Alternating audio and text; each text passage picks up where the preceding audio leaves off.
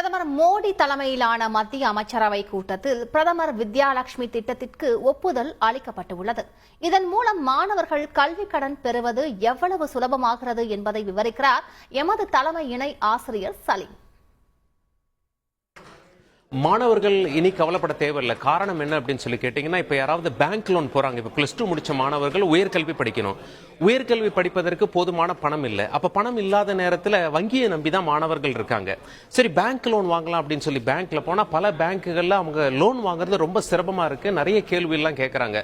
எவ்வளவு சொத்து வச்சிருக்கீங்க, லோன் வாங்கலாம் சரியா கட்டுவீங்களா, உங்களை எப்படி நம்புறது, சாட்சியை கையெழுத்து கூட்டிட்டு வாங்க, ஒருவேளை நீங்க பணம் கட்டலன்னா அவங்க கட்ட வேண்டியிருக்கும். இப்படி பல இன்னல்களுக்கு மாணவர்கள் ஆளாக்கப்பட்டனர். மத்திய அரசு பார்த்தாங்க. மத்திய அரசு இப்போ ஒரு திட்டம் கொண்டு வந்திருக்காங்க. அதற்கு பெயர் பிரதமர் வித்யாலட்சுமி திட்டம். நேற்று பிரதமர் மோடி தலைமையிலான மத்திய அமைச்சரவை இந்த திட்டத்துக்கு ஒப்புதல் கொடுத்துட்டாங்க.